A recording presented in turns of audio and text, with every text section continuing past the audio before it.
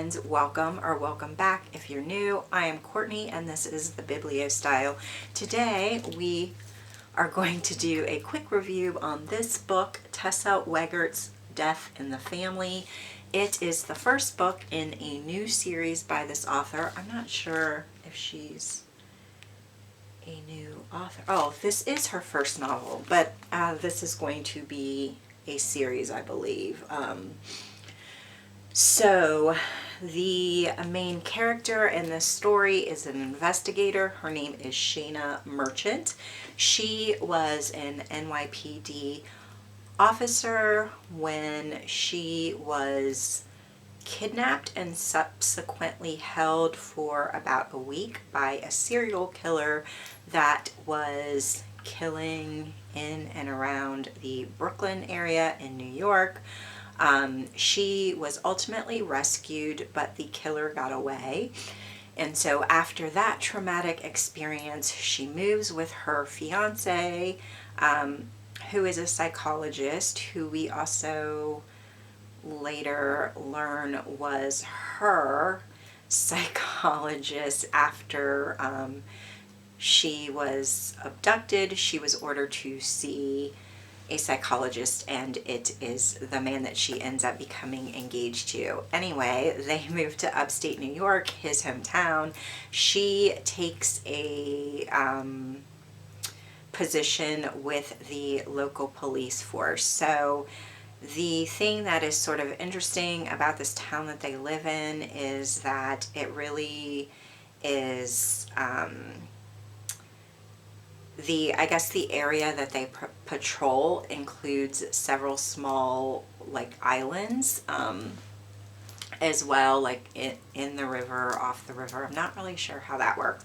I'm from the Midwest. I'm landlocked, so I don't really know how that works exactly. So this is a closed circle mystery. So Shanna and her partner are called out to one of the islands where a family has reported a missing person who is one of three siblings. So they are there visiting their grandmother with their respective partners, and basically it's just like this giant house on this island. So it's a very wealthy family, which always comes with high stakes. So when they get to the island, they discover not only is he missing, but there is a large, very large pool of blood on his side of the bed. And in fact, his fiance is woke up and was covered in blood, but she is saying that she did not hear anything. So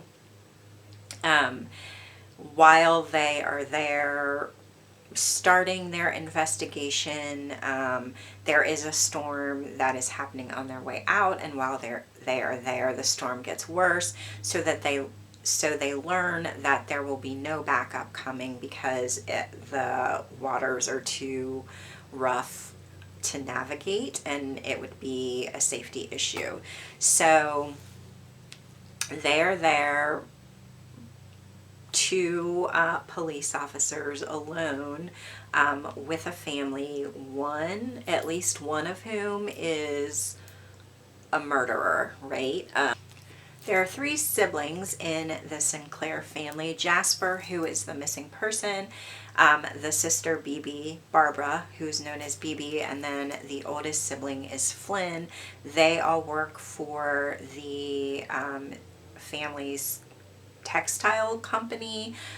They are there visiting their grandmother Camilla. Jasper is there with his girlfriend, who may or may not over the course of the weekend have become his fiance.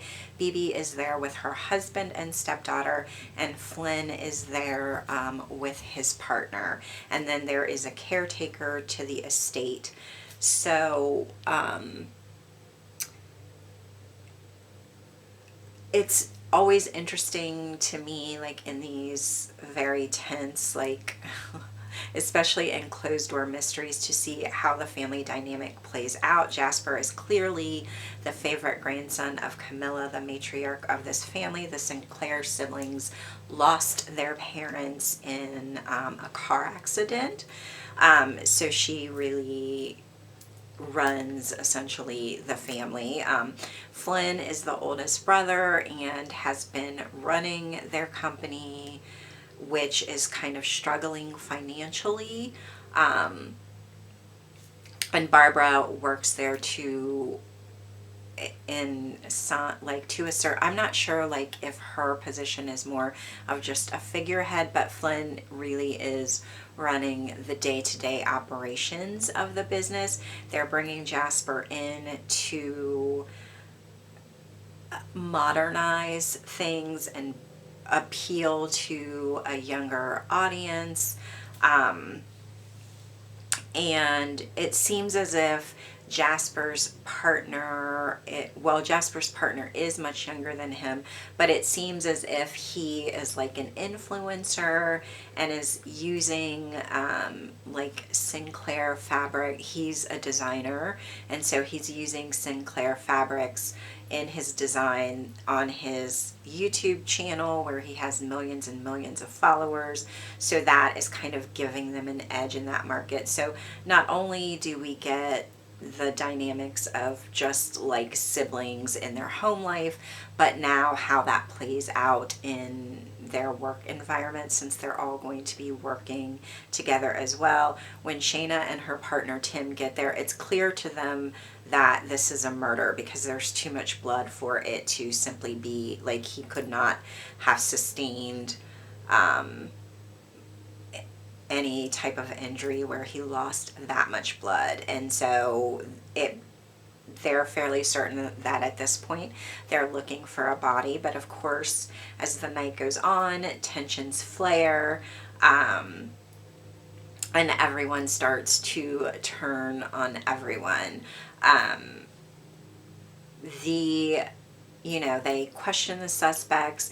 That another interesting dynamic of this book is that they are a new partnership, right? Shayna and her partner Tim. She has just taken the job like within weeks, and so this is really their first big case. They're new working together. She is still working through the trauma of her experience on the NYPD. She feels some, I guess, added pressure because, she's a woman, she's been involved in this very high profile case, but the only person like on the new force who knows what happened to her in Brooklyn is her, I guess, commanding officer, who is also a woman, who is the one that hired her. And she is encouraging Shayna to tell her partner Tim what happened, especially as they are the only two officers on this island, so they really need to trust each other. Shayna still doesn't trust herself in a lot of ways. She's questioning her instincts because she allowed this, psychopathic killer to get the drop on her and hold her hostage. So there's that dynamic too. She's wondering, if she can really trust her partner, how much she can tell her partner. And they're really like working on the kinks of like how that partnership works, especially because she is his commanding officer. They're partners in investigating this crime, but she is the chief of the force.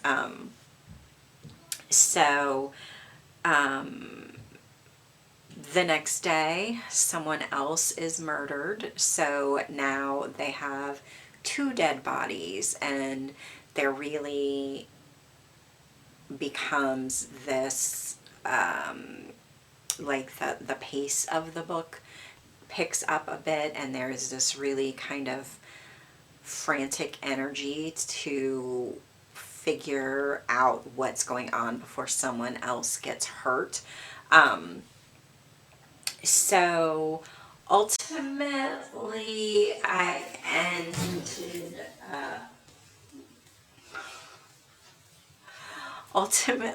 ended up giving this 3.5 stars.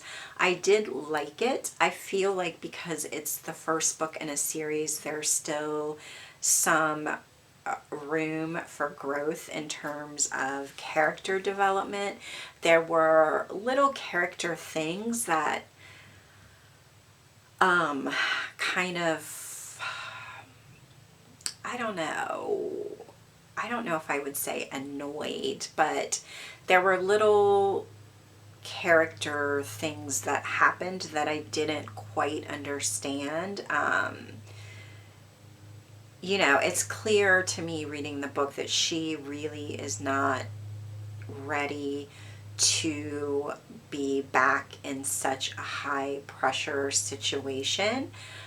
There is also like issues with her fiance and him like being essentially her therapist, and like what his intentions actually are, and that really is explored with her partner Tim, because Tim grew up with her fiance, and so there's a history between those two men that kind of puts her off kilter, because she's not sure. They're telling her two different things and she's not sure like who she's supposed to trust, or why she would be getting two different stories about like the circumstances of how they grew up. So, and then there's an incident where she is sort of she's panicking, and she's clearly experiencing some sort of like PTSD flashback, and she actually pulls her weapon on an unarmed man, and it was kind of swept over. Like Tim comes in and is kind of like, hey, what are you doing? And she snaps out of it. And then there's another instance where she pulls her weapon again and actually fires it and hits someone. And the way that that situation is handled really kind of irked me, I would say. And I think maybe that is just part of the world that we live in, even though this is fiction. And I think that authors of police procedurals going forward are going to have to reconcile the things that are happening in the real world in terms of attitudes about the police and attitudes about police reform, and how they're going to handle that in works of fiction. I don't really think that I personally, as someone who enjoys like mysteries and thrillers where there is often a police procedural element, I don't think that I would be able to read a book that didn't address that or make adjustments for that in some way. And then there's also a bisexual character in this book, who happens to also be the only person of color in this book.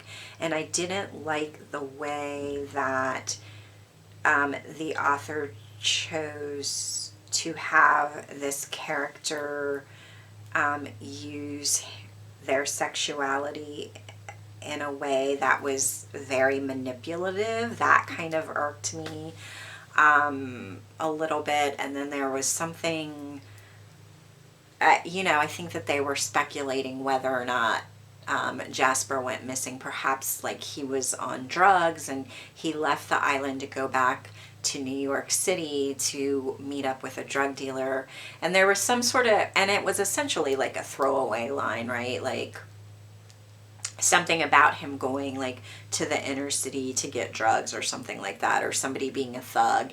And I am a person who thinks that words obviously mean things, and especially if you earn your living using words to craft a story, that you need to be careful about the words that you're using. And we all know that, the drug issue is not an inner city thing anymore. I, live in the suburbs and live in an area where there has been an opioid issue, and it is certainly not an inner city issue. And the people who are, addicts are not all brown and black people from the inner city. And so that, is something that I did not really appreciate. But overall, I enjoyed the book. I think it's a good first book in a series. I will definitely pick up the next one, kind of see how it goes. But if you are looking for a thriller to read, mystery to read on, these cold winter nights perhaps, I would recommend that you pick this one up. So that is all that I have for you today. If you have enjoyed this video, be sure to give it a thumbs up. If you've read this book, let me know what you think of it down below. If you have any series that are mysteries that you'd like to recommend to me, please also leave me those comments down below. I will see you in my next video. Thanks for watching. Bye.